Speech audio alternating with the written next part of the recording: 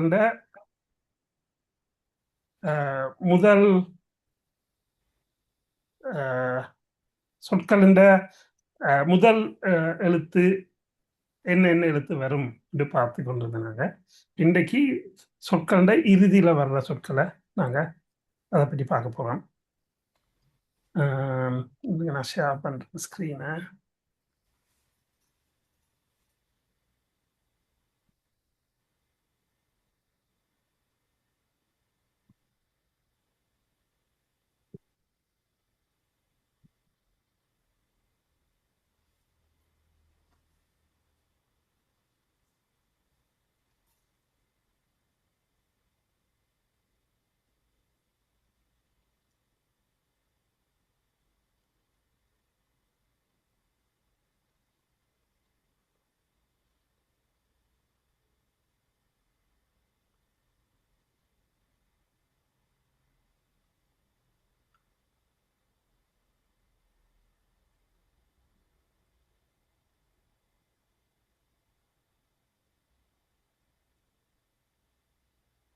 இந்த ஸ்க்ரீன் தெரியுதா?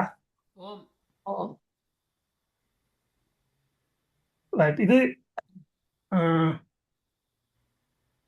68வது நூற்பா மொழி மரபில் இப்போ இங்கே இருந்து ஒரு சொல்லுண்ட இறுதியில் என்ன சொற்கள் வரக்கூடாது, என்ன சொற்கள் வரணும் என்றதை பற்றிய நூற்பாக்கள் தான் இனி வர்றது. இதில் குற்றியல் உகரம் முறைப்பெயர் மருங்கின் ஒற்றிசை நகரமிசை நகரமோடு நுதலும் என்று சொல்றார். இங்க இந்த முறைப்பெயர் மருங்கின் குற்றியல் உகரம் என்று உங்களுக்கு தெரியும். உகரம் என்று சொன்னா உச்சரிக்கக்குள்ள உண்டு உதடு குவிஞ்சி வரும். அப்ப அது முற்றியல் உகரம் என்று சொல்லுவோம். முற்றென்ற முழுமையான உகரம். அப்ப குவிஞ்சி வரும், என்று வரும். அதுல மாத்திரையும் ஒரு மாத்திரையா இருக்கு. குற்றியல் உகரம் என்றா அங்க குவியாது, கொஞ்சம் உதடு விரியும். ஆனா மாத்திரை அரை மாத்திரையா இருக்கு.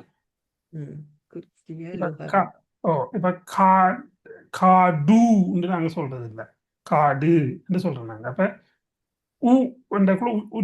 எங்களுக்கு உதடு குவியணும்.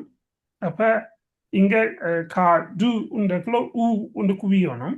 ஆனா நாங்க காடு என்று சொல்றது இல்லை, காடு என்று சொல்றோம் நாங்க. அப்ப உதடு விரியும் குவியாது. அப்ப அது குற்றியல் உகரம். அப்ப அவர் என்ன சொல்றாருன்னா, குற்றியல் உகரம் முறைப்பெயர் மருங்கின். முறைப்பெயர் என்னண்டா என்ன, சகோதரங்கள் அந்த என்ன சொல்றது, அந்த உறவு பெயர்கள் இருக்குதான், அவர் முறைப்பெயர்ன்னு சொல்றாரு. அம்மா அப்பா அண்ணா தம்பி அந்த அதைத்தான் அவர் முறைப்பெயர் என்று சொல்றார். குற்றியல் உகரம் முறைப்பெயர் மகரின். அதாவது ஒரு முறைப்பெயர் சொல்லக்குள்ள குற்றியல்கள் வந்தால் ஒற்றிசை நகரமிசை, அதாவது இன் என்ற மெய்யெழுத்து இந்த அதுல எழுத்து தொடக்கத்துல வந்தால் அந்த தொடக்கத்துல அதுக்கு முதலாவதுக்குரிய எழுத்து மறைஞ்சி இன் என்ற எழுத்து வந்துடும் என்று சொல்றார். அப்ப இதுக்கு நான் நிறைய எடுத்துக்காட்டுகள் தேடி பார்த்தேன்னா, இவங்கள யார் உரையாசிரியர்களையும் பார்த்தினான். அவங்க கொடுக்கிற ஒரே ஒரு உதாரணம் இதான். நுந்தை. நுந்தை என்றா உன்னுடைய தந்தை, தந்தை என்றதுதான். இங்க என்றதுதான் நூவா மாறி நூவோட இந்த ந சேர்ந்து வருது. அப்ப இந்த தானாவுக்கு பதிலா நூனா வந்து அதுக்கு பக்கத்துல இந்த ந வர்றதால நானாவுக்கு பதில் முன்னால அந்த நூனா வருது. அது இதுவும் நகரம் தான். அதைத்தான் அவர் சொல்றார். ஒற்றிசை நகரமிசை நகரமோடு முதலும். இந்த நகரத்தோட இன்னொரு நகரம் வரும் என்று அவர் சொல்றார். அப்ப இதுக்கு இந்த தந்தைக்கு பதிலாக உன் தந்தை என்றதுக்கு நுந்தை என்று தான் சொல்லணும் என்று இந்த குரல் சொல்லுது. இந்த இந்த நூற்பா சொல்லுது. இது மட்டும்தான் எனக்கு கிடைச்ச ஆதாரம். அப்ப எனக்கு ஒரு சந்தேகம் வந்தது. இப்ப நுந்தை என்று சொன்னா உன் தந்தை தான் நுந்தை. அப்ப உன் தாயை நாங்க நுந்தாய்ன்னு சொல்லலாம் என்றதை நான் தேடி பார்த்தேன். தேடி பார்க்க தமிழ் இலக்கணம் என்ன சொல்லுது என்னண்டா, என் தந்தையத்தான் என் தந்தையத்தான் எந்தை என்று சொல்லலாம் நாங்க. உன் தந்தைய நுண் தந்தையத்தான் நாங்க நுந்தை என்று சொல்றோம். தந்தை என்றாலே என் தகப்பனை தான் நாங்க தந்தைன்னு சொல்றோம். இதே தாய்க்கு வரக்குள்ள என் தாய் என்றுதான் சொல்லணுமே ஒழிய தாயை பிரிச்சு தான் சொல்லணும். நுண் தாய், தன் தாய் என்று தான் சொல்லணும் என்று சொல்லப்படுது. ஆனால் நான் சங்க இலக்கியத்தில் தேடினா இதோ ஒன்றுக்கும் என் தாய்க்கு யாய் என்று சொல்றாங்க சங்க இலக்கியத்துல. உன் தாய்க்கு ஞாய் என்று சொல்றாங்க. எந்த தாய் என்றதுக்கு தன் தாய் என்றதுக்கு தாய் என்று சொல்றோம். அப்ப ஆய் என்றதுதான் தாயை நாங்க கூப்பிட்டது. அப்ப தன் தாய் என்றதுக்காக தான் தாய் என்று வந்தது. தன் ஆய் என்றதுதான் தாய் என்று வந்தது. அப்ப ஆய் என் ஆய் என்ற யாய் என்று வந்தது. உன்னாய்னா ஞாய், நாய் இல்லை ஞாயா என்று வந்தது என்று சொல்லப்படுது. அப்ப இதுவரைக்கும் எனக்கு கிடைச்ச உதாரணங்கள்ல நுந்தை மட்டும்தான் இருக்கு. வேற சங்கலத்தை தேடி பார்த்த நான் அதில் எனக்கு கிடைக்கல. வேற எதுவும் உங்களுக்கு எதுவும் கிடைச்சிச்சுண்டா நீங்க எனக்கு சொல்லுங்க. இதுல அந்த இளம்பூரணர் என்ன சொல்றாருண்டா, இது ஒரு சொல்லுக்காக, இந்த ஒரு சொல்லுக்காகத்தான் தொல்காப்பியர் இந்த நூற்பாவை எழுதியிருக்கா என்றா இது ஒரு விதிவிலக்கு என்றபடியா என்று அவர் சொல்றார். இதை பற்றி ஏதாவது கேட்கணுமா? உங்களோட அபிப்பிராயங்கள் இதை பற்றி ஏதாவது டிஸ்கஷன் பண்றேன்னா பண்ணிட்டு நாங்கள் அடுத்ததுக்கு போவோம். இல்லாட்டி இல்லைன்னு சொன்னீங்கன்னாலும் அப்படி போகலாம். இல்லையா? இல்ல ஐயா. அப்ப இது விளங்கிட்டு என்ற கருத்து. நீங்க ஐயா ஐயான்னு சொல்லாதீங்க, நீங்க என் பேரை சொல்லி சொல்லுங்க. என் பேர் ஸ்ரீ, நீங்க ஸ்ரீன்னு சொல்லலாம். அண்ணாண்டு வயது குறைவா இருந்தா அண்ணாண்டு சொல்லலாம், பிரச்சனை இல்லை.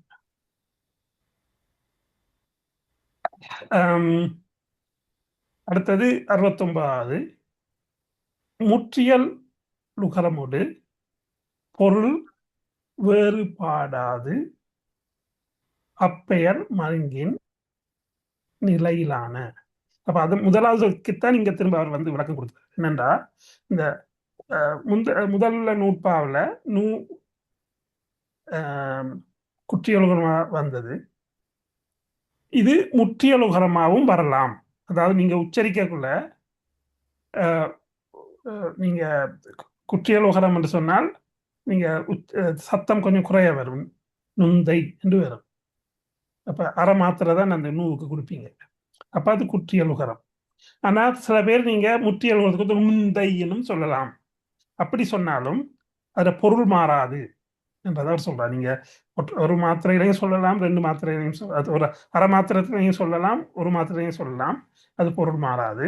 அப்ப அது அவர் என்ன சொல்ல வரார் என்றால், நீங்க எழுதக்குள்ள அதுல மாத்திரை ஒன்றா இருந்தாலும் உச்சரிக்கக்குள்ள நீங்க அறையா இருந்தாலும் ஒன்றா இருந்தாலும் அது மாற்றம் இல்லை என்றதை முதலாவது சொன்ன நுட்பாக ஒரு சப்போர்ட் நுட்பாவா இதை கொண்டு வர்றார். முதலாவதுல இல்லாதபடியா இதுக்கும் இல்லாமல் இருக்கும் நினைக்கிறேன். அதுக்கு போயிடுவோம். இப்ப இது அந்த எழுத்துக்கு முன்னால வர்றது, இனிதான் பின்னால வருது, அந்த எழுத்து முடிவுல வர்றது வரப்போகுது. இது கடைசி நூற்பா. எழுத்து முன்னால வர்ற சாரி ஒரு சொல்லுண்ட முன்னால வர்ற எழுத்துக்கு.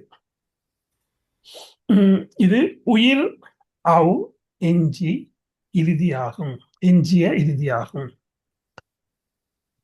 என்ன பாருங்க, இதுல அந்த எவ்வளவு சொல் சுருக்கமா பாவிக்கிறான்னு பாருங்க.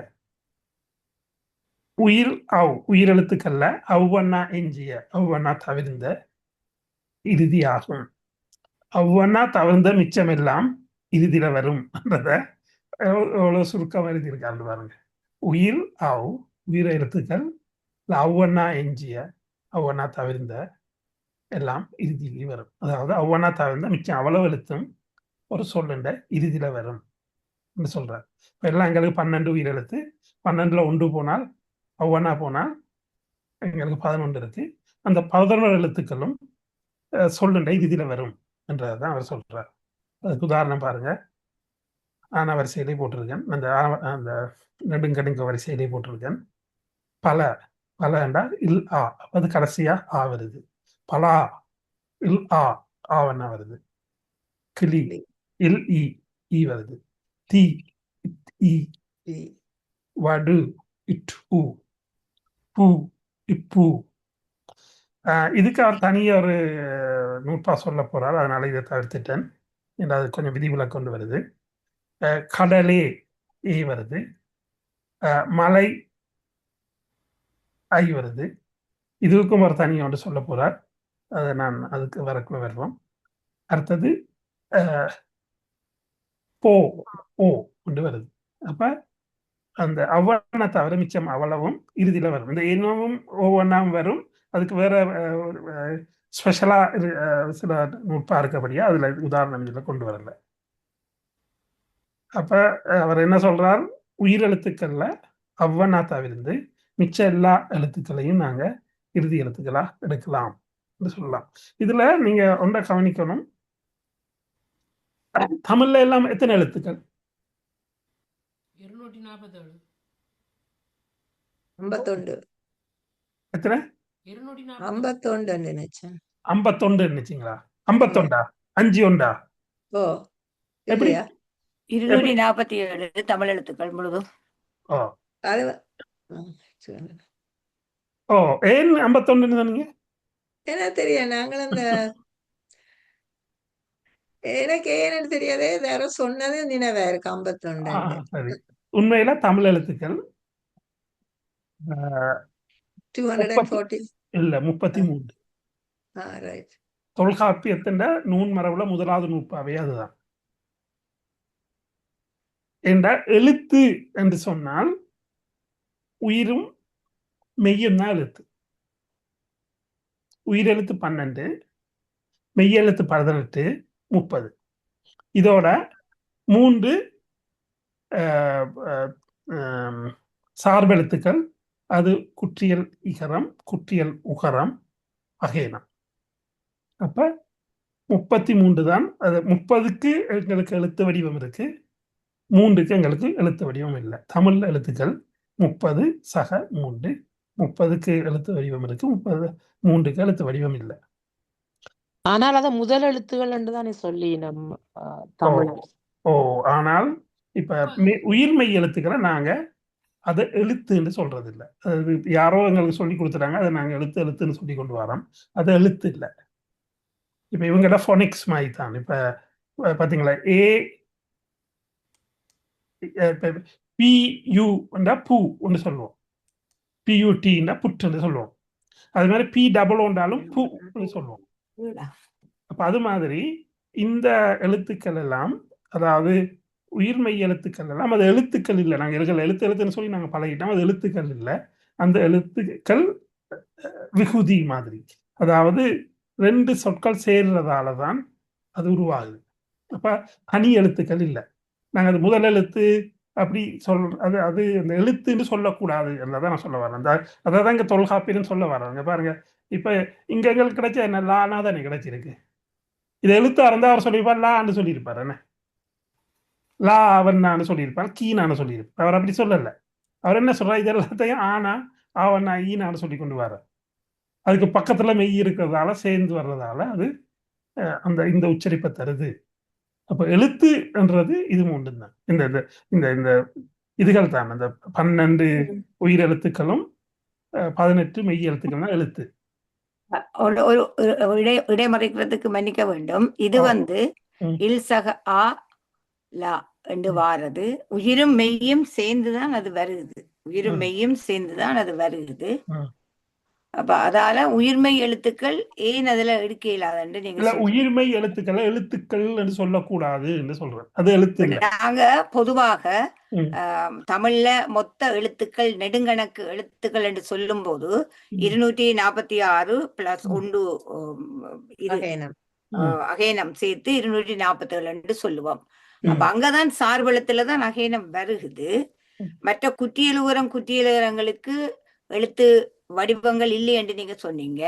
அப்படியா இருந்தா அது இந்த இதுக்குள்ள சேர இல்ல தானே, 247 எழுத்துக்குள்ள அது வர இல்ல.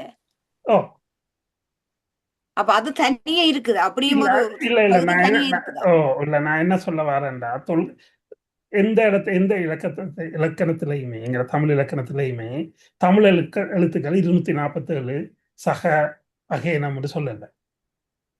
ஆஹா. சரியா? தொல்காப்பியர் என்ன சொல்றாருண்டா, தமிழ் நெடுங்கணக்கு சொல்லுது தானே, இல்ல தமிழ் நெடுங்கணக்கில் தானே. தமிழ் நெடுங்கணக்குல 247 நாங்க தானே கூட்டி சொல்றோம் இலக்கணத்துல. நாங்க அதை கூட்டித்தானே பிள்ளைகளுக்கு நாங்க அதைத்தானே நாங்க கற்று. அதைத்தான் நான் பிள்ளைன்னு சொல்றேன். அப்படி எங்க இலக்கணம் அப்படி சொல்லல எங்களுக்கு. அது எப்படி இவ்வளவு நாளும் நாங்க அதை சரியென்று படிச்சுட்டு இப்ப அந்த 216 எழுத்தும் எப்படி வந்தது பிழை என்று சொன்னா மொத்தமா தமிழே பிழையே இல்ல. நாங்க எழுத்துண்டா என்ன? ஒலி Letters. Letters. எழும்பி வாரதான் எழுத்து. எழுத்து. 9ஆம் நூற்றாண்டு மட்டும் எழும்பி வாரது, அதாவது சத்தத்தை தான் எழுத்துன்னு சொன்னோம். 9ஆம் நூற்றாண்டுக்கு பிறகுதான் எழுதுற வடிவத்தை நாங்கள் எழுத்துன்னு சொன்னோம். அப்ப தொல்காப்பியர் என்ன சொல்றார் என்றால், பாருங்க வாரன்,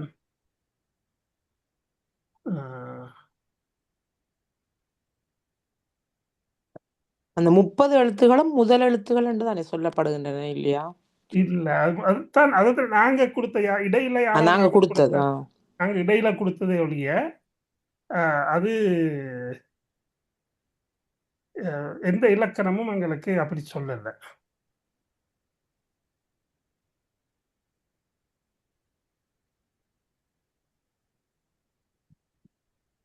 இத பாருங்க, இது தெரியுதா உங்களுக்கு? எழுத்தெனப்படுவ அகர முதல் நகர இருவாய் முற்பகு என்க சார்ந்து வரல் மரபின் மூன்றலங்கடையே. இது தொல்காப்பியர் முதலாவது நூற்பா. அப்ப எழுத்துன்றது அகர முதல் நகர இருவாய் 30. அப்ப 30 எத்தனை? உயிரெழுத்து 12. ஸ்லைட்ஸ் மாறி இல்லை. ஸ்லைட்ஸ் மாறி தெரியல. ஓ தெரியலையா உங்களுக்கு? இல்ல. ஓ பாருங்க வாரன்,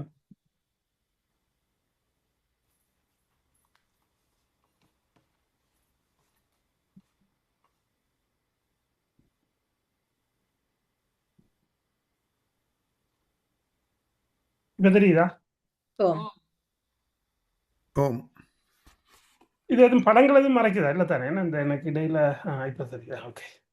இப்ப இதுல பாருங்க, இதான் இதுல எங்களோட நூன் மரபுல தொல்காப்பியத்துல முதலாவது நுட்பா, முதலாவது இயல் நூன் மரபுல முதலாவது நூற்பாய் தான். எழுத்து எனப்படுவ அகர முதல் நகர இருவாய் முற்பகுது என்ப சார்ந்து வரல் மரபின் மூன்றலங்கடையே. அடுத்து சொல்றார்,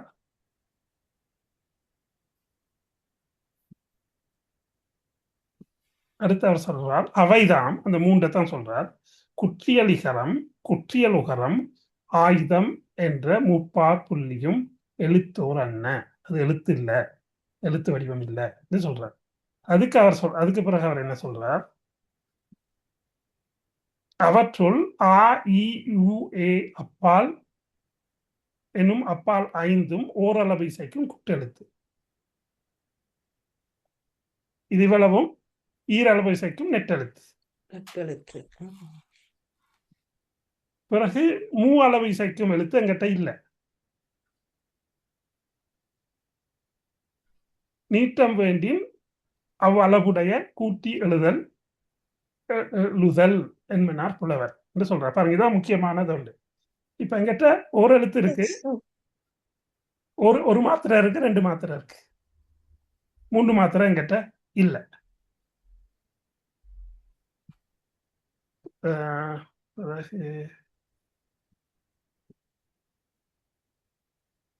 பாருங்க, ஔகார இருவாய் 12 எழுத்தும் உயிரென மொழிப. அப்ப அந்த 12 எழுத்து தான் உயிர்.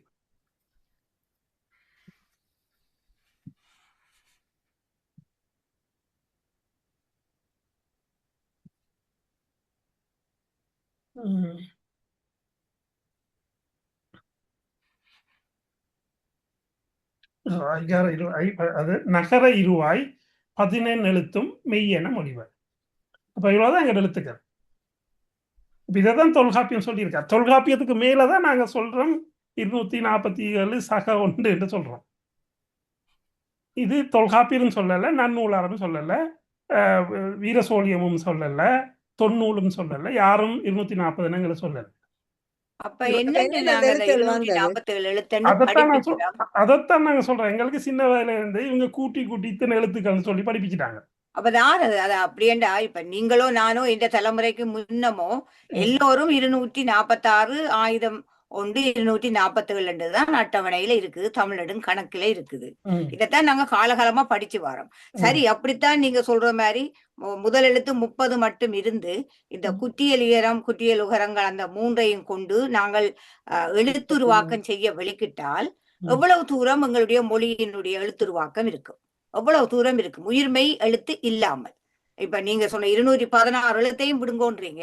சரி, அது 216 எழுத்தையும் புரிஞ்சுக்கொள்றீங்க. விடுங்கோன்னு நான் சொல்லல. இல்ல, ஒரு இடமும் சொல்ல இல்லைன்னு சொன்னா நீங்களும் படிச்சிருக்கிறீங்க, ரிசர்ச் பண்ணி இருக்கிறீங்க, நாங்களும் ஏதோ சிறுதுளி படிச்சிருக்கிறோம். இருந்தாலும் அது இல்லாமல் எங்களால எப்படி இந்த மொழி வளத்தை பேண முடியும்? இல்ல, அதைத்தான் நீங்க என்ன பிள்ளையா புரிஞ்சு கொண்டுட்டீங்க. நான் என்ன சொல்றேன் என்றால், அந்த எழுத்து இல்லன்னு நான் சொல்லல, அத எழுத்துன்னு சொல்லாதீங்கன்னு சொல்றேன். அப்ப என்னன்னு சொல்லலாம்? அது விகுதி. அது ஒரு இப்ப நீங்க போனிக்ஸ் சொல்றது தானே. இப்ப இங்கிலீஷ்ல ABCD என்ன சொல்றோம்? அல்பாபெட்னு சொல்றோம். ஆனா ஏயும் யூவும் சேர்ந்தா சத்தம் ஓண்டு வருது. அத நாங்க ஏயுன்னு சொல்றோமா போனிக்ஸ் சொல்றோமா? ஏயு இல்ல, போனிக்ஸ் தான் சொல்றோம், சத்தம். சிலபல். அப்படித்தான் நாங்க சொல்லுவோம். அப்ப அது இப்ப எங்கட கானா என்று சொன்னா இக்கன்னா சக ஆனா தான் கானா. அப்ப அது ஒரு சிலபல். இப்ப அதுதான் நான் முதல் உங்களுக்கு நான் சொல்லியிருக்கேன் நினைக்கிறேன். எழுத்து உலகத்தில் உள்ள எழுத்துகள் எல்லாத்தையும் நாங்க 3ஆ பிரிக்கிறோம், 4ஆ பிரிக்கிறோம். முதலாவது அல்பபெட்ஸ். அல்பபெட்ஸ் எப்படி இருக்கும் என்றால், எங்களுக்கு உயிரும் மெய்யும் இருக்கும். பிறகு அதுல வர்ற உச்சரிப்புகளுக்கெல்லாம் நீங்க சிலபலா வந்து கொண்டிருக்கும். அதே எழுத்து மாறாது. இப்ப ஓ என்றாலும் AU தான் ஓ. உ என்று சொன்னாலும் யூ வரும் அல்லது OWO வரும். இ என்று சொன்னா இ வரும் அல்லது ஐ வரும். அப்ப ரெண்டு சேர்த்து எழுதக்குள்ள இப்ப ஐ என்று சொல்லக்குள்ள EY இ ஐ என்று வரும். அப்ப எங்களுக்கு அதே எழுத்து எத்தனை 26 எழுத்து இருந்தா 26 எழுத்தையும் பாவிச்சு தான் நாங்க முழு ஆங்கிலத்தில் உள்ள முழு சொற்களையும் நாங்க படைக்கிறோம். இது ஆல்பபெட்ஸ். அடுத்ததுக்கு சொல்றது அப்ஜாட் லாங்குவேஜ். அந்த அப்ஜாட் லாங்குவேஜுக்கு உயிரெழுத்து இல்லை, கான்சனன்ட் மட்டும்தான் இருக்குது. அப்ப எழுதக்குள்ள நீங்க கான்சனன்ட் தான் எழுதுவீங்க. உயிருக்கு கோமா செமிகோலன் அப்படி போட்டால் அப்படித்தான் உச்சரிப்பீங்க. உச்சரிக்கக்குள்ள உயிரோட சேர்த்து உச்சரிப்பீங்க. அது கூட அரபிக் மாதிரியான மொழிகள் சொல்றது அபுகிடான். வெங்கட மொழியை சொல்றது அப்ஜாட் மொழின்னு சொல்றது. இங்க உயிர் இருக்கு, மெய் இருக்கு. இந்த சிலபஸ்க்கும் நாங்க எழுத்து வடிவத்தை உருவாக்கி வச்சிருக்கோம், ஒரு வரி வடிவத்தை உருவாக்கி வச்சிருக்கிறோம். அப்ப அதனாலதான் நாங்க இதை அப்ஜாட் லாங்குவேஜஸ், அபுகிடா லாங்குவேஜஸ் அவங்க பிரிச்சு வச்சிருக்காங்க. பிறகு 4வது என்னன்னா லோகோகிராம்ஸ். அதுதான் அந்த சைனீஸ் ஜப்பனீஸ் எழுத்துக்கள், அது படம் வடிவில் உள்ளது. மொழியியலாளர்கள் இப்படி தான் பிரித்து வச்சிருக்காங்க. அப்போ எங்களை இப்போ நீங்கள் புத்தகங்களை பார்த்தீங்கன்னா, தமிழாக்கள் எழுதின புத்தகத்தை பார்த்தீங்கன்னா தமிழ் ஆல்ஃபபெட்ஸ் தான் எழுதுவாங்க. தமிழ் ஆல்ஃபபெட்ஸ் இல்லை, தமிழ் அபுகிடாஸ். அப்போ நாங்கள் இந்த பிள்ளையா படிச்சுட்டு பிள்ளையா சொல்லி கொடுத்தோன்னா அது அப்படி பரம்பரையாக எங்களுக்கு வந்துடுது. அப்போ அதான் உள்ள பிரச்சனை எங்களுக்கு. இதெல்லாம் எங்க பார்க்கலாம்? நீங்க சொல்ற இந்த விஷயங்களை இது பிழை என்று சொல்லி எங்க பாருங்க. இப்ப இந்த நான் உங்களுக்கு தொல்காப்பியத்துல காட்டிட்டேன். இந்த இருக்கு எத்தனை எழுத்து இருக்குன்னு தொல்காப்பியை விட பெரிய ஆள் யார் இருக்காங்க? அவர் சொன்னதுக்கு மேலால இந்த விஷயம் இருக்கிறபடியா அதை வேற யாரோ செய்திருக்கலாம் தானே. அதுக்கு எங்களுக்கு ஆதாரம் வேணும் தானே. யார் அது ஆதாரம்? எங்களுக்கு இவ்வளவு காலத்திலேயும் அது இல்ல எழுத்து அல்ல என்று எங்களுக்கு யாருமே கற்பிக்கப்பட இல்லை. ஓ, யாருக்கு உங்களுக்குமே கற்பித்திருக்க மாட்டார். எனக்கும் படிப்பிக்கிறேன். எனக்கும் நீங்க சொன்னது 247 தான் எனக்கும் படிப்பிச்சவங்க. புதிதா இப்ப உடனே அது எழுத்தல்ல, அது வேறொரு வடிவம் என்று சொல்லும் போது அது எந்த அளவு தூரம் அதை ஏற்றுக்கொள்றது? அது எழுத்தல்ல. எழுத்தல்ல நாங்க படிச்சிருக்கோம். தமிழ் நெடுங்கணக்குன்றதுதான் எங்கட சரியான ஒரு அட்டவணை. அந்த அட்டவணையில அது எழுத்துன்னு தான் சொல்லப்படுது. எழுத்து வரி வடிவம் தான் சொல்ல. யார் சொன்னது? அதுக்கு யாரோ ஒரு ஆள் சொல்லித்தானே இருக்கணும். எங்களுக்கு அது சொன்னவர் யாருன்னு தெரியத்தானே வேணும். அதுக்குதான் எங்களுக்கு ஆதாரம் இல்லை. சில பல தொல்காப்பியத்துல இருந்து நன்னூலார் அல்லது பவனந்தியார் தொல்காப்பியத்துல சொல்லப்படல, நன்னூல்ல சொல்லப்படல, இதெல்லாம் நான் வாட்சதுக்குள்ள சொல்றேன். வீரசோழியத்துல சொல்லப்படல, தொன்னூல்ல சொல்லப்படல. இதை விட போப் எழுதுன இலக்கண விளக்கம் என்ற ஒரு புத்தகம் எழுதுன போப், அதுலயும் சொல்லப்படல. போப்பண்டா உங்களுக்கு தெரியும். அப்ப இந்த தமிழ் நெடுங்கணக்கு அட்டவணையை நாங்க எப்படி கற்று வந்தோம்? அட்டவணையில பிழை இல்ல, எழுத்து வடிவத்திலையும் பிள்ளை. நான் என்ன சொல்றேன்னா, அது எழுத்துன்னு சொல்லாதீங்கன்னு சொல்றேன். அதாவது வரி வடிவம், அது ஒரு வரி வடிவம், அது ஒரு சிலபல் மாதிரி அப்படி சொல்லுங்க. அது எழுத்து தமிழ். இப்ப தமிழுக்கு 247 லெட்டர்ஸ் ஆக்கள் ஆச்சரியப்படுவாங்க தானே. இப்ப வெள்ளாக்கள் சொல்லுங்க அவ்வளவு எழுத்து இருக்கான்னு கேட்பாங்க. எங்களுக்கு உண்மையில இருக்கிறது 30 தான். அந்த 30 வச்சுக்கொண்டு தான் மிச்ச சொற்களை நாங்கள் உருவாக்கலாம். சேர்த்து உருவாக்கலாம். அது ஒரு மேட்ரிக்ஸ் மெத்தட். ஆனாவும் காணாவும் சேர்ந்தா ஆனாவும் இக்கண்ணாவும் சேர்ந்தா காணா, அவன்னாவும் இக்கண்ணாவும் சேர்ந்தா காவண்ணா, அது ஒரு மேட்ரிக்ஸ். அப்ப எழுத்து என்றது 30 தான். இதான் தொல்காப்பியர், நன்னூலார், வீரசோழியம் நான் படித்தது இல்லை, தொன்னூல், அடுத்தது இவர் ஜியூ போப்பட இலக்கண விளக்கம், இவ்வளவும் சொல்றது இதுதான். இப்ப நீங்க சொல்றது அந்த இப்ப ஆனாவும் இக்கண்ணாவும் சேர்ந்து காணான்னு சொல்லிக்கல, அந்த காணாவைத்தான் நீங்க போனிக்ஸ் சொல்றீங்களா? ஓ, காணா தான் phonics. Phonics. Right. Okay, I get it now. Yeah. இப்ப நான் விளங்கிட்டு right. இப்ப நாங்க சொல்லுவோம். இப்ப லண்டன்னா LON, லன், DON, டன். அப்ப லன் என்றது ஒரு சிலபல், ஃபோனிக்ஸ் என்றது சத்தம், சிலபல் என்றது ஒரு இது ஒரு ஃபோனிக்ஸ் இல்ல, காணான்றது ஒரு சிலபல் மாதிரி. சிலபல் என்றா சரியான தமிழ் என்னதுக்கு? சிலபல் என்றா ஒலியன். ஒலியன் யானா என்னன்னா ஒலியன். அப்ப அது இப்ப லண்டன்டா ஒரு சிலபல் LON DON.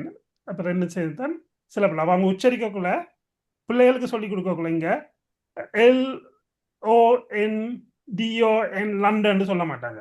இங்க ஸ்கூல்ல சொல்லி கொடுக்க நீங்க பாத்தீங்கன்னா லண்டன் தான் சொல்லி கொடுப்பாங்க. அப்ப அவங்க அந்த லன் என்றதுக்கு என்ன 3 சொல், டன் என்றதுக்கு என்ன சொல்லுன்னு பார்த்தா அவங்க பிள்ளைகள் இங்க உள்ள பிள்ளைகள் அப்படிதான் படிப்பாங்க. அப்படிதான் இங்க ஃபோனிக்ஸ் சிஸ்டம் சொல்லி கொடுப்பாங்க. இப்ப நாங்களும் அது மாதிரி தான் சொல்லி கொடுக்கலாம். அம்மா. அப்ப ஆன்றது ஒரு எழுத்து, என்ற ஒரு எழுத்து, மான்றது ஒரு சிலபல், ஒலியன். அப்ப என்றால் அந்த மான்றதுல என்ன இருக்கு? இம்மும் இருக்கு, ஆவும் இருக்கு. இப்ப நீங்க தொல்காப்பியத்தில் உள்ள அவ்வளவு நூற்பாக்களையும் சொல்லி பார்த்து கொண்டு வந்தீங்கன்னா நூற்பாக்கள் அதைத்தான் சொல்லுது. அப்ப அப்படித்தான் எழுத்து. தமிழை நாங்க படிப்பிக்கும் போது இந்த பொனிக்ஸ் அதுகள் இந்த சிலபலை வச்சு நாங்க ஒரு நாளும் ஒருவருக்கும் படிப்பிச்சது இல்லை, எங்களுக்கும் படிப்பிச்சது இல்லை. ஆரம்ப காலங்கள்ல அப்படி ஒரு ஒலியன் இருக்குது என்ற ஒரு வடிவத்தை வச்சுக்கொண்டு ஒருவருக்குமே படிப்பிச்சது இவ்வளவு காலம் கிடையாது. இப்ப நான் நினைக்கிறேன் இந்த புலம்பெயர்வுகள் இதுகள் ஏற்பட்டதுக்கு பிற்பாடு மற்றைய சில இதுகள்ல மொழிகள்ல இருக்கிற அந்த ஒரு வாண்மை திறமையான விஷயங்களை எடுத்து எங்கட மொழியோட சில வேளையில இது பண்ணித்தான் இப்ப இது வருகுதோ தெரியாது. எந்த வயதுக்கு நான் இதை அறிய இல்லை. மற்றாக்கள் அறிந்திருந்தா சொல்லுங்க, தவறுன்னா மன்னிச்சு கொள்ளுங்க. இல்ல தவறு ஒன்றுமே இல்லை. இப்ப நீங்க உங்களோட வயதுக்கு நீங்க அறியலன்றதும் உண்மைதானே. எந்த வயதுக்கு நான் அறியல.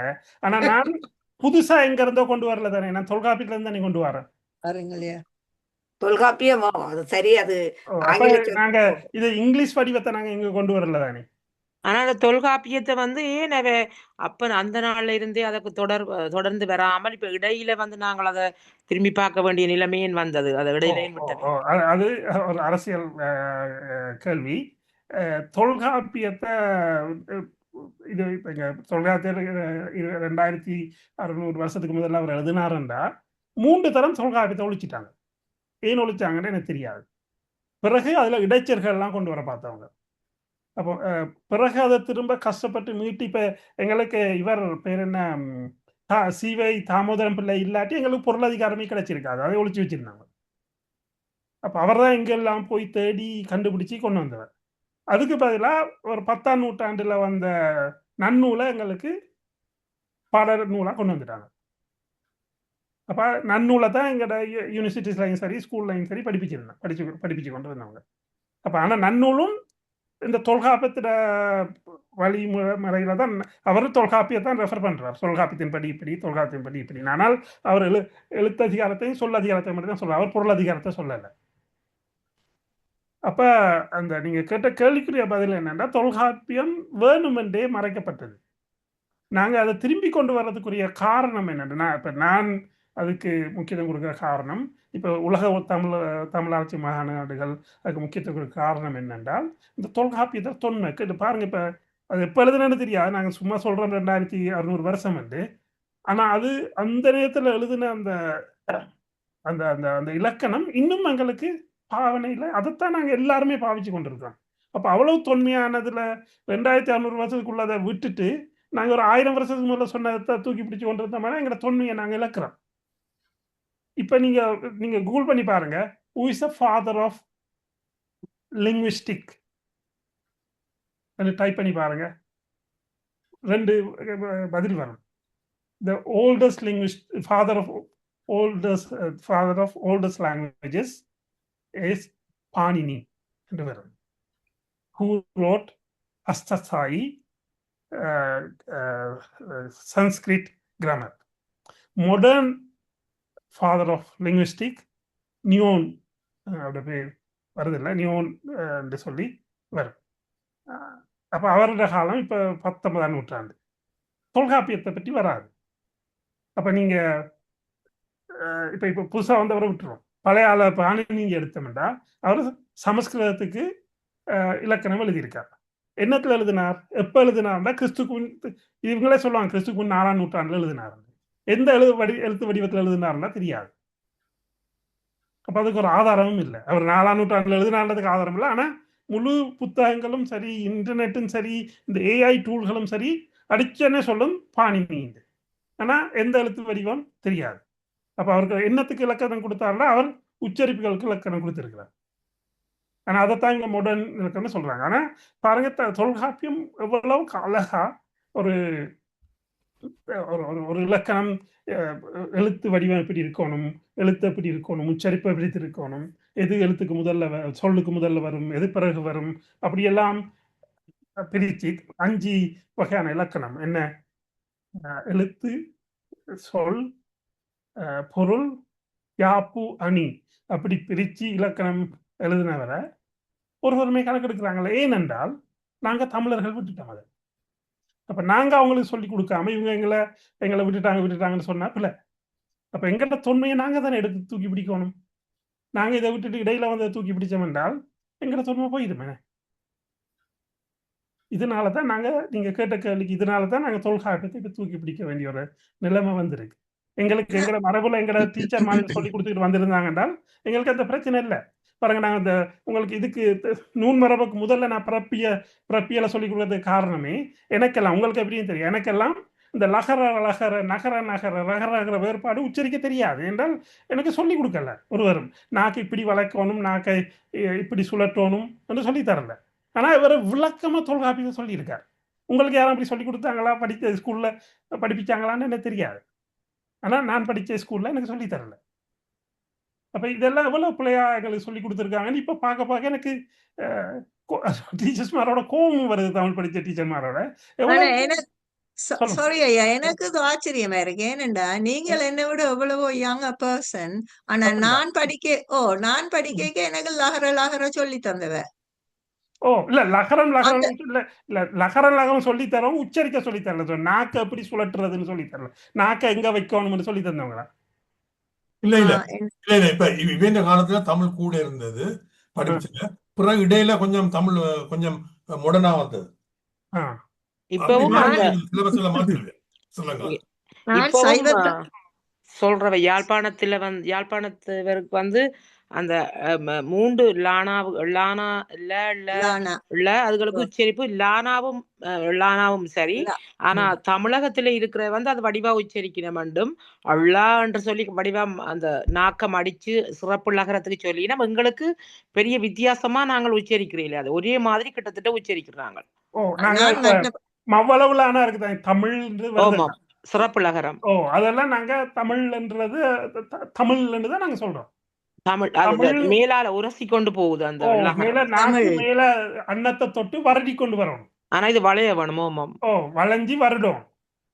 அது வடிவா லாவுக்கு அள்ளான்னு சொல்லி வடிவா சொல்லுவி நம்ம. தொழில் இப்ப தொழிலாளி என்று சொல்லக்குள்ள தொழிலாளி தொழி ஓ, லீ பாருங்க, நாக்க பாருங்க, முதல்ல தட்டுப்படும், தொழில் தொழி பிறகு லீ. லீ இண்டக்குள்ள உள்ளுக்கு மடியும், லீ தொழில் இண்டக்குள்ள தடம். அப்ப என்ன இதுகள் எல்லாத்தையும் இப்படித்தான் உன் ஆக்க வச்சிருக்கணும்னு உங்களை சொல்லி தந்தாங்க. எனக்கு இல்ல சொல்லி இல்ல தரல, அது உங்களுக்கு சொல்லி இல்ல தந்தாங்க. இல்ல சொல்லி தெரியல. இல்ல ஓ, அது எங்களுக்கு மயக்கொலிகள் தான் இந்த லகரம் இருக்குது. ம். சிறப்பு லகரம், மௌலகர லகரம் சிறப்பு. இல்ல நீங்க நீங்க அந்த பிறப்பியலுக்கு வந்தீங்களா? பிறப்பியல் கிளாஸுக்கு வந்தீங்களா? தெரியல, வரையில நினைக்கிறேன். இந்த பாருங்க, நான் அதை காட்டுறேன் உங்களுக்கு.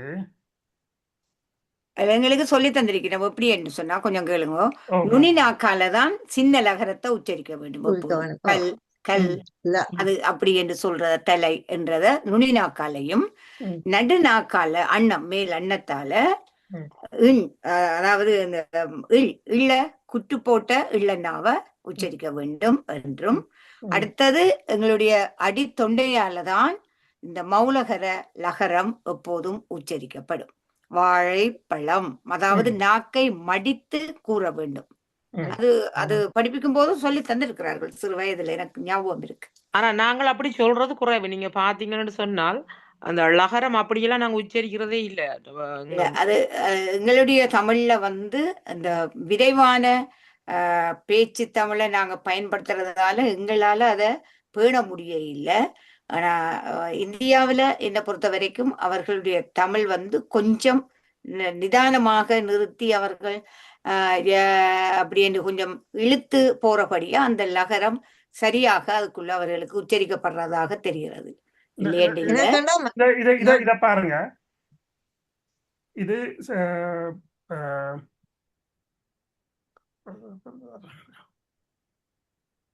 இது தொல்காப்பியத்தின் ஒரு நூற்பா.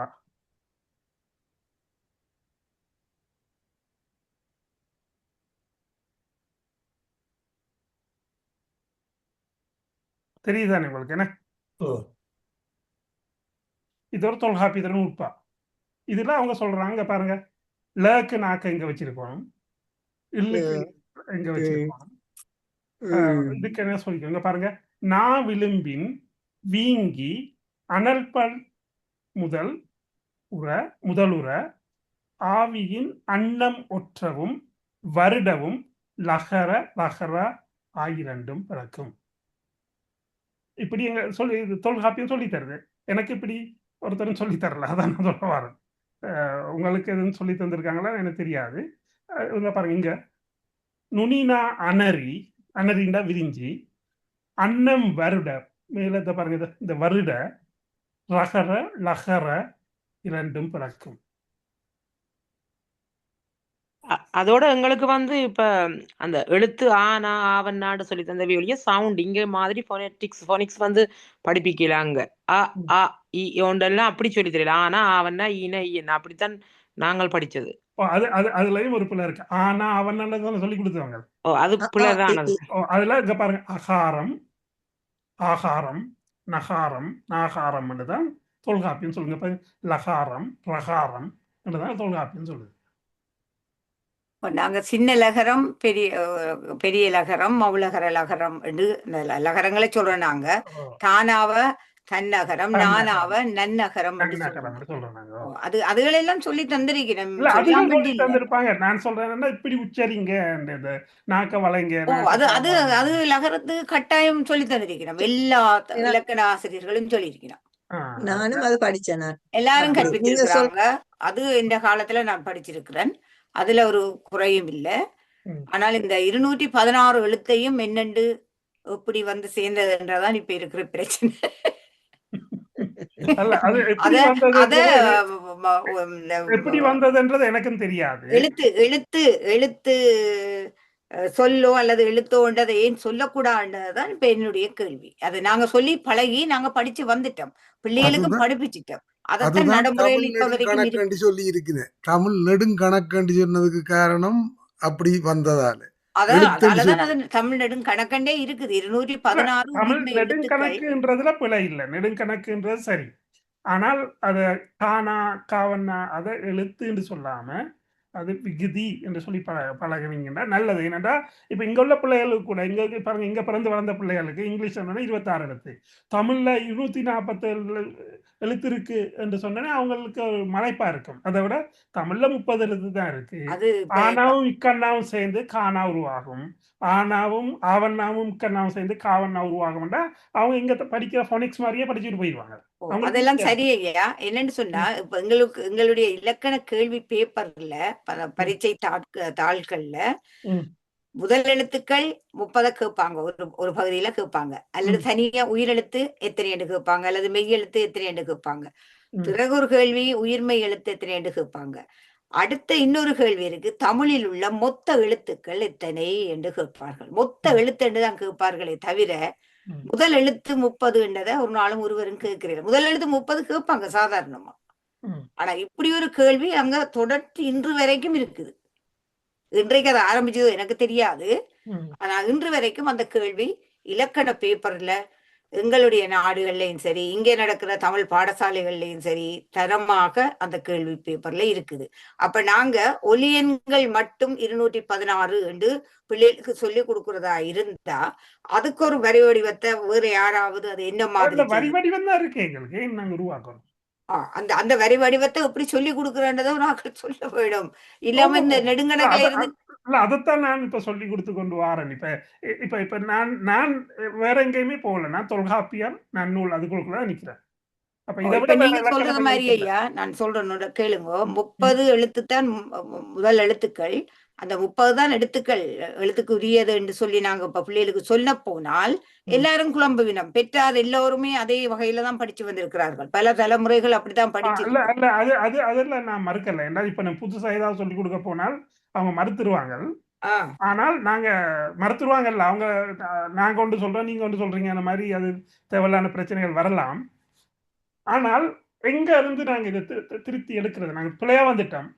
சரியான நான் நினைக்கிறேன் திருத்துறேன்னா நாங்க கனகாலத்துக்கு முன்னுக்கு எங்கேயும் போய் வேறு யாரும் இது செய்த ஆக்களோட சம்பந்தமானவர்கள் இருக்கிறார்களான்னு பார்த்து அவர்கள்ட்ட இருந்து சில தகவல்களை எடுத்து அது உண்மைதான் என்ற தகவலை தான் எடுக்கணும். எல்லாரும் சொல்ற தகவலை நாங்க நான் போய் சொல்லலையே. நான் இல்ல நீங்க இல்ல உங்களே இல்ல, நான் ரிவர்ஸ்ல போக சொல்றேன், அங்க போக சொல்றேன். நீங்க படிச்சது அங்க போக இயலாதுன்னு தான் நான் சொல்றேன். என்னன்னு சொன்னால் இது எங்க இருந்து தொடங்குனதுன்னு தெரியாதானே.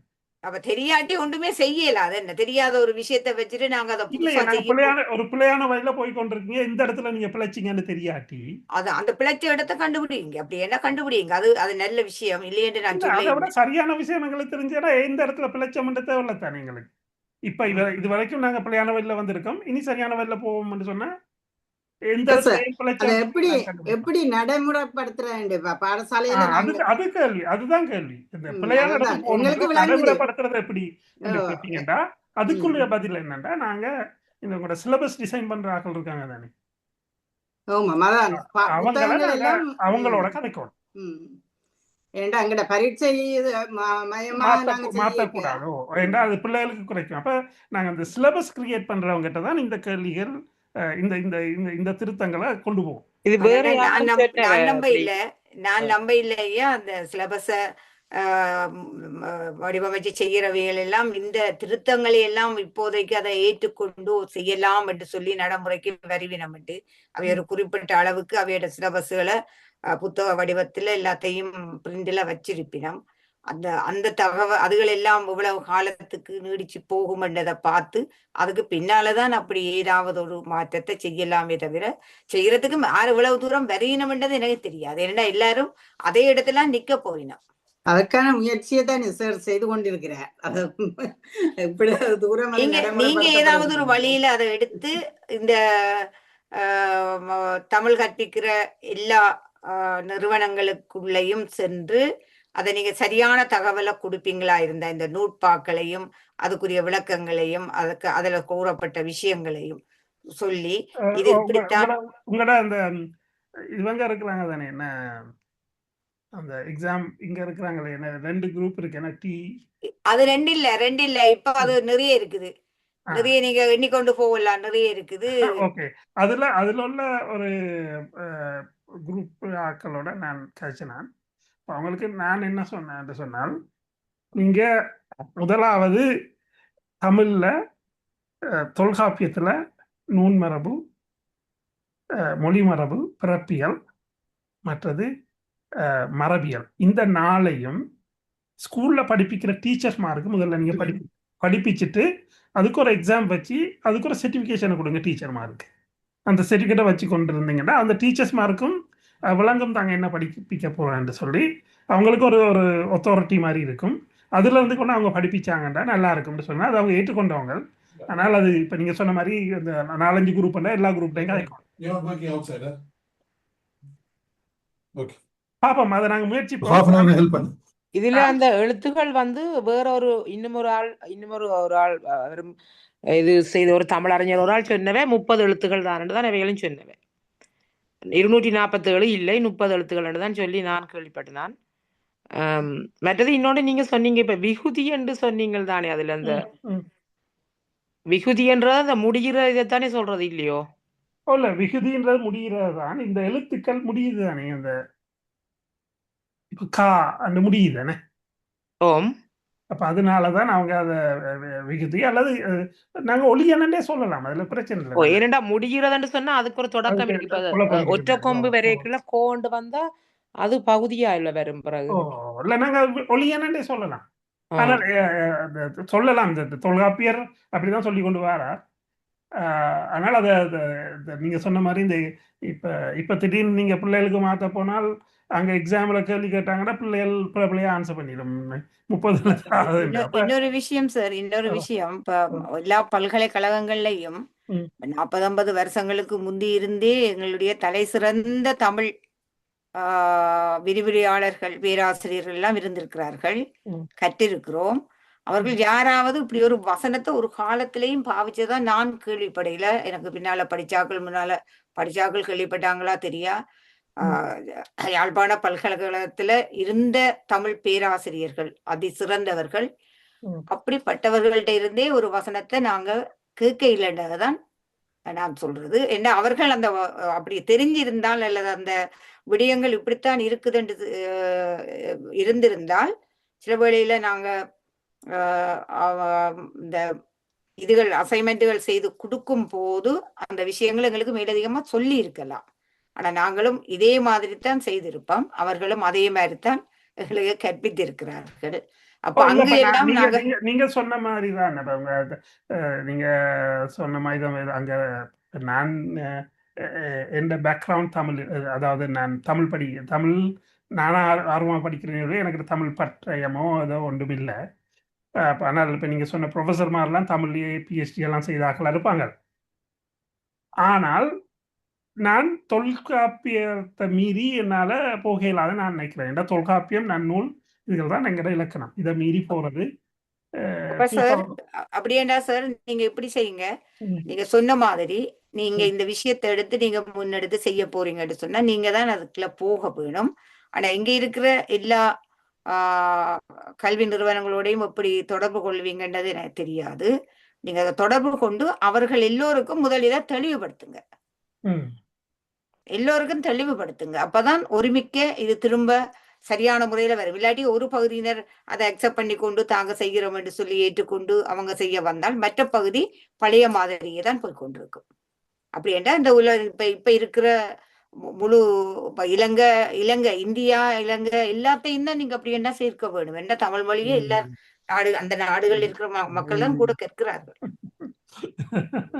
இது ஒரு பெரிய வேலை.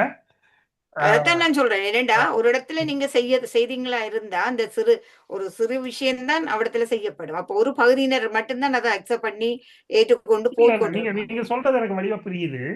ஆனால் இப்ப இதை திருத்தறதுக்காக இப்ப நீங்க சொன்னது திருத்தத்துக்காக செய்ய வேண்டிய வேலையும் நேரமும் சரியான பெருசு. நீங்க கொஞ்சம் இணைப்பாளர்களை உங்களுக்கு கொஞ்சம் பேரை நீங்க சேர்க்க வேணும். ஒவ்வொரு பிரதேசத்துக்கும் அல்லது ஒவ்வொரு நாட்டுக்கு விடையிலையும் இருக்கிற இந்த ஒரு விஷயத்துக்காக நிறைய டைம் வேஸ்ட் பண்ண வேண்டி இருக்கும்னு நான் நினைக்கிறேன். அது கணக்க டைம் நீங்க வேஸ்ட் பண்ண வேண்டி இருக்கும்.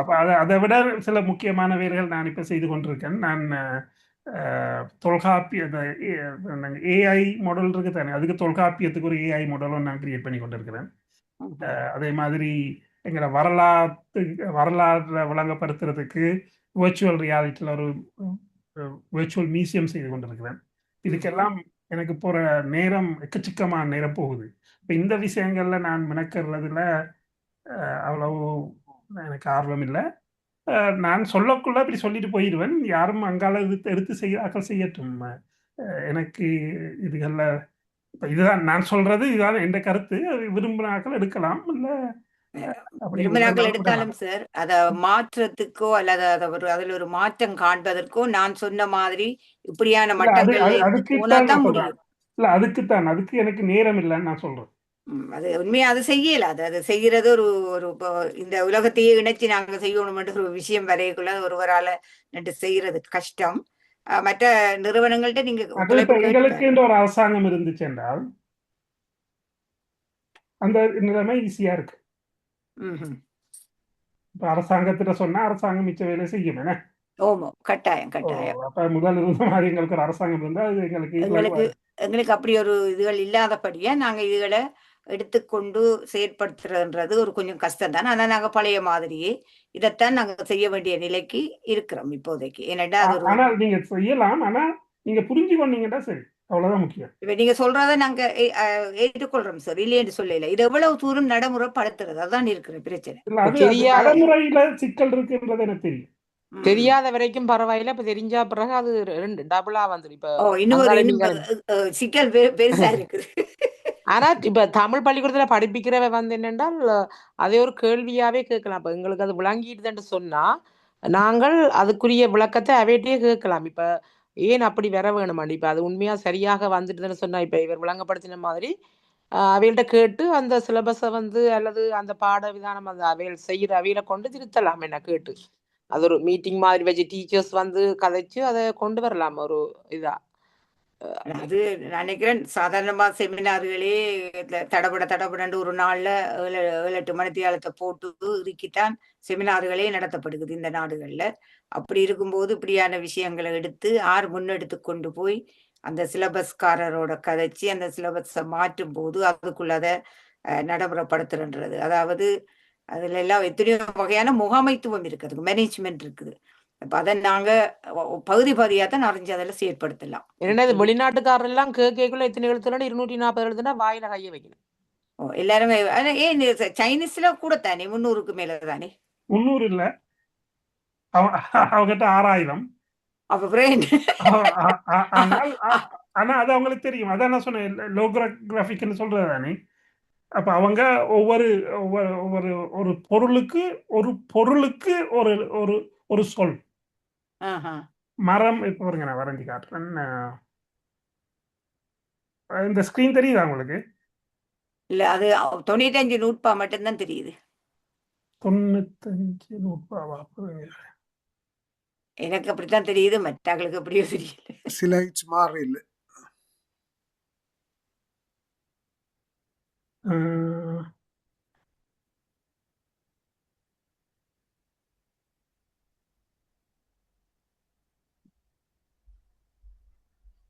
இது தெரியுதானே?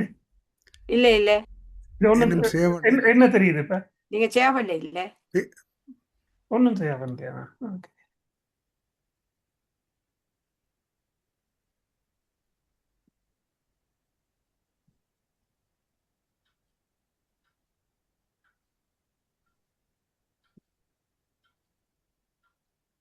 இப்ப தெரியுதா? ஓ ஆ, தெரியுது. இப்ப சைனீஸுக்கு இப்ப எடுத்தீங்கன்னா இல்ல பழைய இதுதான் ஒரு தெரியுது. இப்படி பாருங்க, இப்ப ஒரு எம்டி ஸ்லைட் ஒன்று தெரியுதான்னு பாருங்க. எம்டி எம்டி தெரியுதோ. ஓ ஆ,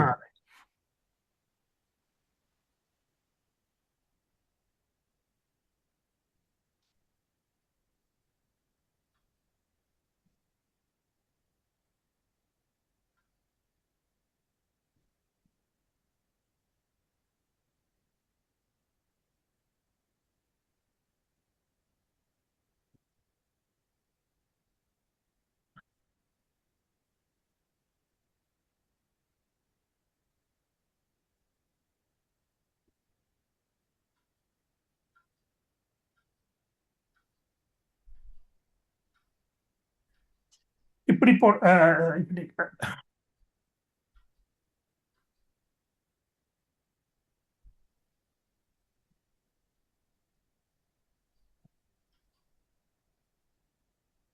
இப்படி போட்டால் இதுக்கு சைனீஸ்ல மரம். ம்ஹும். அதாவது அந்த மரம் நாங்க நினைத்து அந்த மரத்தை பார்த்தோம்னு சொன்னா அவங்களோட எழுத்து வரி வடிவம் அந்த மரத்தை மாதிரி இருக்குன்னு நினைக்கிறேன் நான். ஓ, மரத்தை அந்த மரத்தை மாதிரி, அதாவது அதை பார்க்கும்போது அந்த அந்த அது அதனுடைய ஒரு ஒரு ஒரு பொருளுக்கு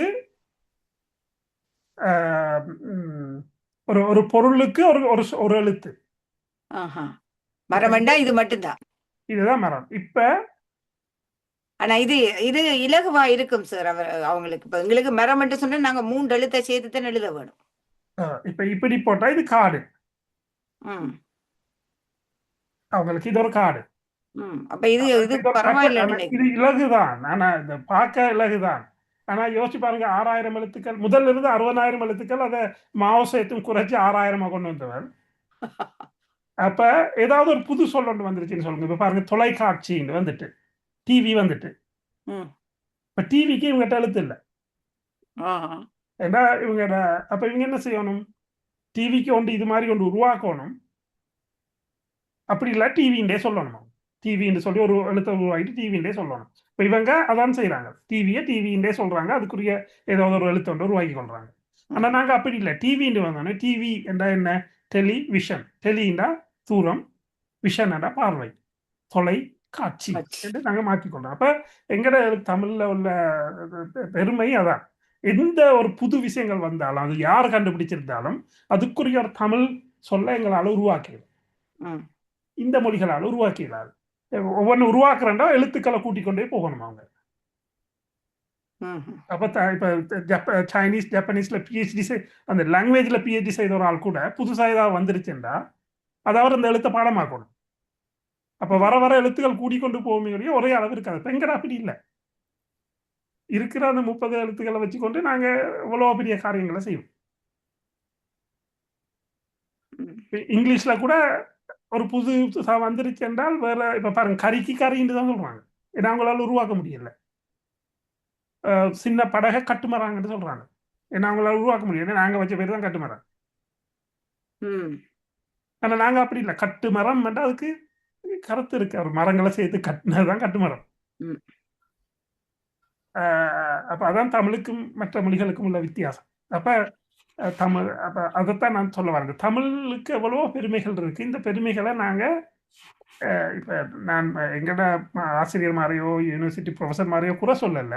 எங்களுக்கு அந்த இதுல உள்ள விஷயத்தை எங்களுக்கு சொல்லி தராமல் விட்டுட்டாங்க. அதனால எங்களோட மற்றவங்களோட கதைக்குள்ள எங்களுக்கு அவங்க கேட்கிற கேள்விக்கு எங்களுக்கு பதில் சொல்லிடாம இருக்கு.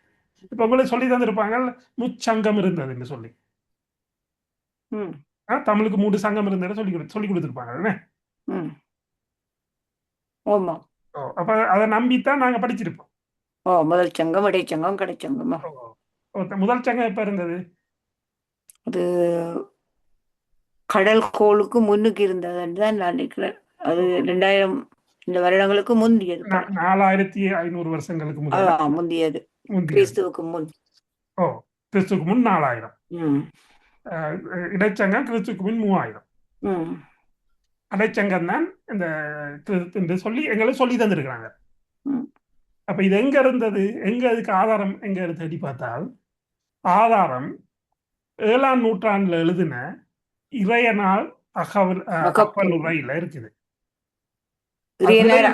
அகப்பொருளுரை அகப்பொருளுரையில இருக்குது.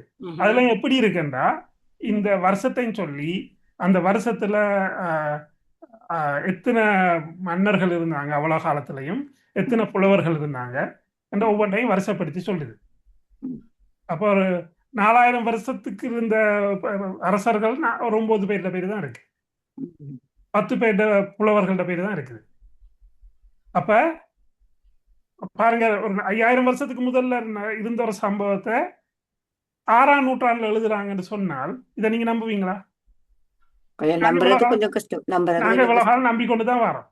இதை நான் இங்க வெள்ளக்கார ப்ரொஃபசர்ஸோட லிங்குவிஸ்டிக் ப்ரொஃபஸர் ஆகி பண்ணவங்களாங்க சரி you are talking mythology, we are talking சயின்ஸ்னு சொல்றாங்க. அப்ப நான் எங்கேயாவது போயிட்டு எங்களுக்கு முச்சங்கம் இருந்ததுன்னு சொல்லலாமோ? என்னால இல்லாது. இல்ல எனக்கு சொல்லி தந்துட்டாங்க அதனால நான் சொல்லுவேன்டா இவங்க என்ன you talk about mythology so you sorry ஸ்ரீன்ட்டு போயிடுவாங்க. காலகாலமா அதைத்தான் முச்சங்கங்கள் இருந்தது. முதல் சங்கம், இடைச்சங்கம், கடைச்சங்கம் சொல்லி கொண்டு வராங்க. கபாடபுரம் அதுக்கு ஆதாரத்தோட நாங்க சொல்லுவோம். ஆதாரம் இல்லாட்டி நாங்க எப்படி சொல்றது? இப்ப நாங்க இவங்களோட யார் இலங்கை வரலாறு சொல்ற மகாவம்சத்தை உள்ளது உண்மை இல்லைன்னு நாங்க சொல்றோம்ல, ஏன்னு சொல்லுங்க. அவங்களும் இதே பிரச்சனை தான் சொல்றாங்க. அவங்க 3000 வருஷத்துக்கு முதல்ல நடந்ததை 6ஆம் நூற்றாண்டுல இருந்த ஒரு புத்தபிக்கு எழுதுனதை தான் வச்சு கொண்டுதான் நாங்க சொல்றோம் 3000 வருஷத்துக்கு அவர் எழுதுற 3000 வருஷத்துக்கு முதல்ல இவன் யார் விஜயன் வந்தான் என்று அவர் எழுதுற. அப்ப அதை நாங்க நம்புறோம் இல்லை என்றால் அது உண்மை இல்லை. அப்ப அதே மாதிரி தான் தமிழுக்கு மேனே. அப்ப எங்களுக்கு சொல்லி கொடுத்துட்டாங்க, பிள்ளையா சொல்லி கொடுத்துட்டாங்க, ஒரு ஆதாரத்தோட சொல்லி கொடுக்கல. இதே நாங்க தூக்கி திரிஞ்சோம் என்றால் ஏதோ நாங்க விரும்பியோ விரும்பாமலோ இந்த முழு அறிவியலும் இந்த வெஸ்டர்ன் வேர்ல்டுக்குள்ள வந்துருச்சு. இப்போ வெஸ்டர்ன் வேர்ல்டு அக்ரி பண்ணாதான் அதை நாங்க உண்மை என்று உலகம் நம்பும். அப்போ வெஸ்டர்ன் வேர்ல்டில் உள்ளவங்களோட நாங்க கதைக்கிறோம்டா அவங்களுக்கு ஏற்ற மாதிரி கதைக்கணும். நாங்க இது மாதிரி சொல்ல போனோம்டா திஸ் இஸ் மித்தாலஜின்ட்டு போயிடுவோம். அப்போ எங்களுக்கு அப்படிதான் சொல்லி கொடுத்தவங்க. இப்போ நீங்க சொன்ன ப்ரொஃபஸரோ எனக்கு படிப்பிச்ச டீச்சர்மாரோ இதைத்தான் சொல்லித்தாங்க. முச்சங்கம் இருந்தாருன்னா சொல்லி தந்தாங்க. அது அவங்க மறுக்கலையே.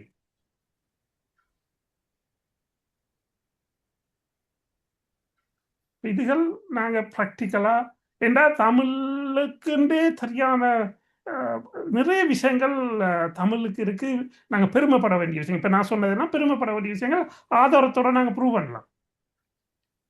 ஆனா இப்ப இது மாதிரி விஷயங்களை எங்களால் ப்ரூவ் பண்ண இயலாது.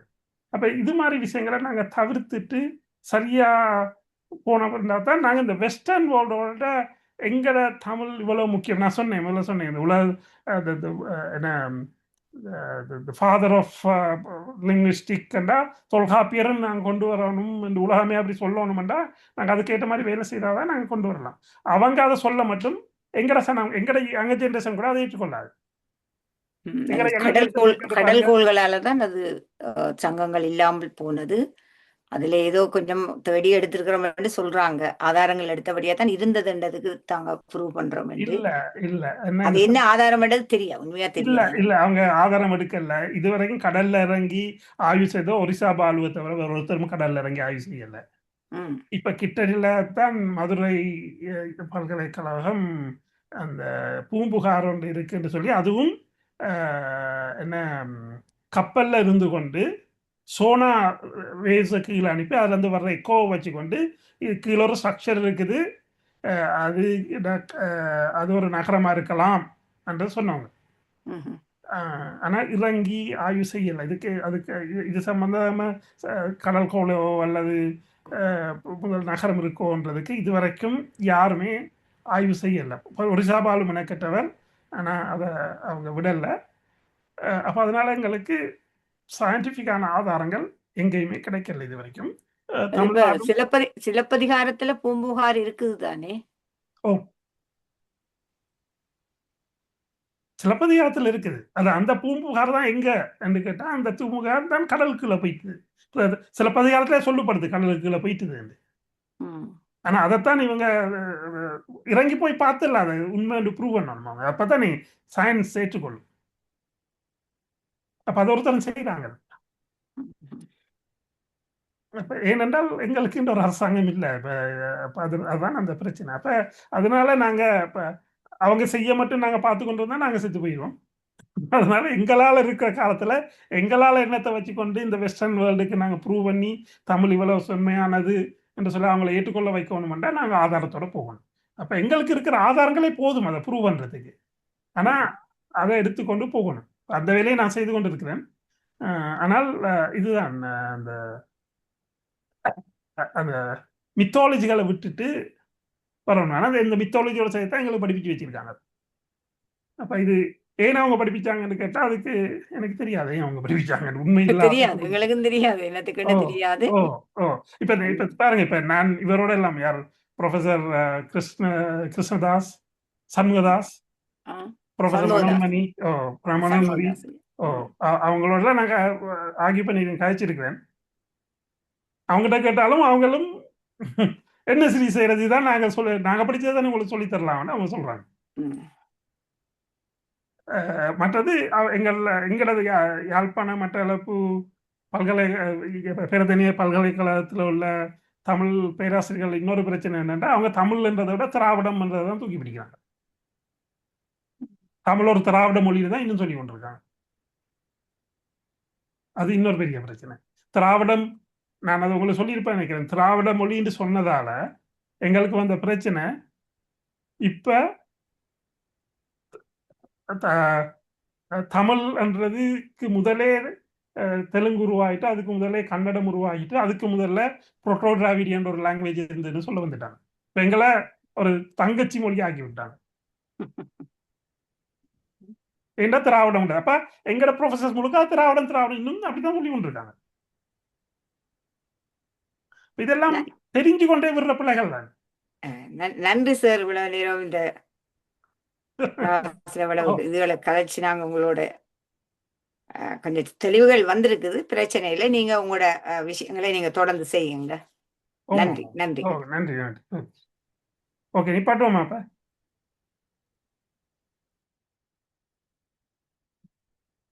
ஹலோ, நிப்பாட்டுவோமா? அடுத்த கிழமை சாரி, நாங்கள் படிப்பிக்க வந்து வேற எங்கேயோ போயிட்டோம். பரவாயில்ல, ஆனா இதுகள் நல்லது தானே. என்ன இதுல நீங்க கரெக்டா படிச்சுட்டாங்க. நீங்க இந்த டிஸ்கஷன்லயே எவ்வளவு படிச்சுட்டாங்க. இதுகள் எங்களுக்கு தெரிஞ்சு கொள்வது நல்லது. எனக்கு உள்ள கவலை என்னென்றால் மற்றவங்க, அதாவது வெஸ்டர்ன் வேர்ல்டு எங்களை ஏற்றுக்கொள்ளணும்ன்றது தான் எனக்கு தேவை. அது ஏற்றுக்கொண்டாதான் எங்களோட நெக்ஸ்ட் ஜெனரேஷன் எங்களை ஏற்றுக்கொள்ளும். எங்கட பிள்ளைகள் எங்களை ஏற்றுக்கொள்ளணும்டா அவங்க வாழ்ற நாடு, அந்த அவங்க